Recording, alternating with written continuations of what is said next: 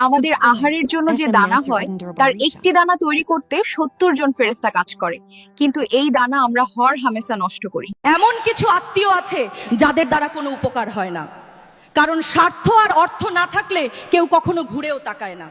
সত্য কথা কি জানেন? সম্পর্ক রক্তের টানে নয়, সম্পর্ক এখন টাকার টানে হয়। যেখানে লাভ আছে সেখানেই আপনজন। যে দেশে জুতা বিক্রি হয় এসি রুমে আর বই বিক্রি হয় রাস্তার ফুটপাতে, সেই দেশে দুর্নীতিবাজ থাকবে পাঁচতলায় আর গুণীজনরা থাকবে গাছতলায়। মূর্খরা দেশ চালাবে আর সেই মূর্খদের কথা মতো শিক্ষিতরা উঠা বসা করবে। এদেশের আইন যেন মাকড়সার জালের মতো, যেখানে শুধু দুর্বল, নিরীহ আর গরিব মানুষই আটকা পড়ে, বছরের পর বছর জেলে পচে মরে। কিন্তু বড় বড় দুর্নীতিবাজ, খুনি আর ঘুষখোর রাঘব বয়ালরা বুক ফুলিয়ে হাসতে হাসতে জামিনে বেরিয়ে আসে। এই আইনের নামে আসলে দুর্বলদের সঙ্গে খেলা হয়। এখানে ন্যায় বিচার নয়, ক্ষমতার প্রদর্শন হয়। গরিব অসহায় মানুষের পাশে কেউ থাকতে চায় না। একটা কথা বলি শুনেন, গাছ যদি ভালো হয় তার ফলও ভালো হয়, ঠিক তেমনি অভিভাবক যদি ভালো হয় তার সন্তানও ভালো হয়। মনে রাখবেন, বেয়াদব সন্তানকেও মানুষ করা যায়, কিন্তু যেই সন্তানের অভিভাবক নিজেই বেয়াদব সেই সন্তানকে কখনোই মানুষ করা যায় না। একটা বাস্তব কথা কি জানেন? জ্ঞান যার যত গভীর, অহংকার তার তত কম। কারণ জ্ঞানের আসল শক্তি বিনয় অহংকারে নয়। তরকারিতে যেমন লবণ বেশি দিলে তরকারি নষ্ট হয়ে যায়, ঠিক তেমনি স্বামীর সাথে সবসময় খ্যাস খ্যাস আর অশান্তি করলে স্বামীও নষ্ট হয়ে যায়। শোন বোন, পুরুষ হলো বন্য ঘোড়ার মতো, রেগে গেলে সংসার ওলটপালট হয়ে যাবে, সংসার ভেঙে যাবে। বোন মনে রেখো, পুরুষের সাথে রাগ দেখিয়ে নয়, তাকে ভালোবেসে বশ মানাতে হবে। পুরুষের সাথে রাগ দেখালে সে আরো হিংস্র হয়ে যাবে। সবচেয়ে বেশি জাহান্নামে যাবে কারা জানেন? আমরা নারীরা, কারণ আমরা অনেকই অকৃতজ্ঞ। যে স্বামী আমাদের ভরণ পোষণের জন্য দিন রাত পরিশ্রম করে যাচ্ছে, সেই স্বামীকে আমরা অনেক সময় বলে ফেলি, তুমি আমাকে কি দিছো? স্বামী হলো শান্তির একটা জায়গা। স্বামী কখনো স্বার্থ খুঁজে না, একটু ঝগড়া ঝামেলা হলেও বউকে উজাড় করে ভালোবাসে। একটা বাস্তব কথা কি জানেন? আল্লাহ মানুষকে দিয়েও পরীক্ষা করেন, আবার কেড়ে নিয়েও পরীক্ষা করেন। আল্লাহ যেটা দেন সেটা নেয়ামত, আর যেটা দেন না সেটা হিকমত। আবার যেটা দিয়েও নিয়ে নেন সেটা পরীক্ষা, আর ধৈর্যের পর যেটা দেন সেটা কুদরত।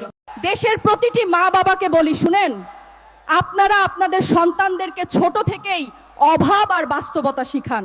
কারণ যে সন্তান ছোট থেকে অভাব দেখে বড় হয়, সেই ছেলে কখনো খারাপ পথে যায় না, বরং সেই ছেলেই মানুষের মতো মানুষ হয়।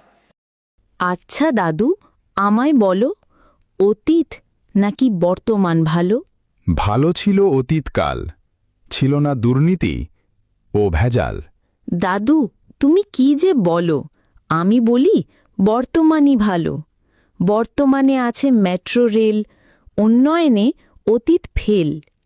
অতীতে ছিল গরুর গাড়ি, কেমনে যেতে তাড়াতাড়ি। যদিও ছিল গরুর গাড়ি, পথের বাঁকে গাছের সারি।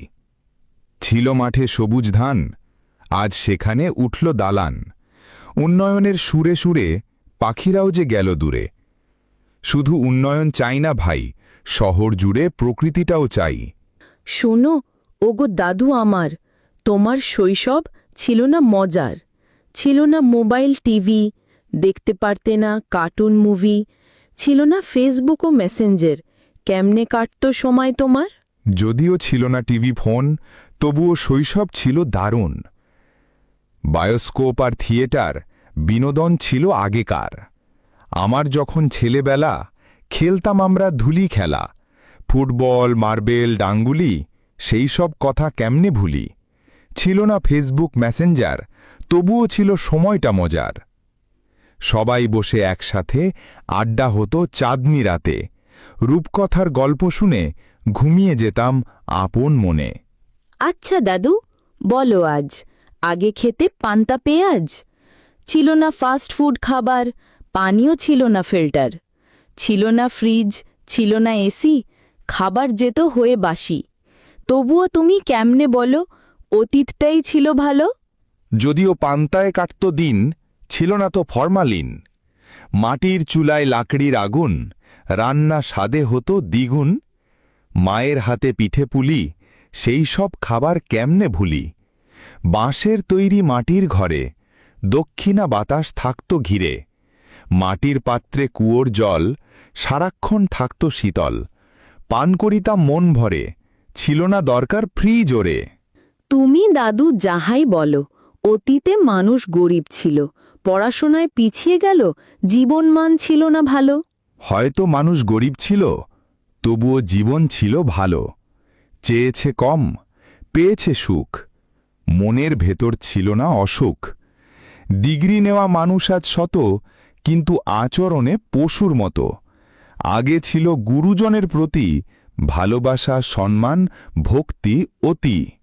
দুর্নীতি ভেজালে আজ কালো, তাই তো বলি অতীত ছিল ভালো।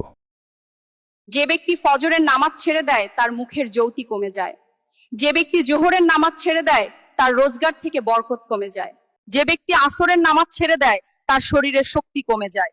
যে ব্যক্তি মাগরিবের নামাজ ছেড়ে দেয় তার সন্তান দ্বারা কোনো উপকার আসে না। যে ব্যক্তি এশার নামাজ ছেড়ে দেবে তার রাতে ঘুম থেকে সুখ কমে যায়। হে আল্লাহ, আমাদের 5 ওয়াক্ত নামাজ আদায়ের তৌফিক দিন।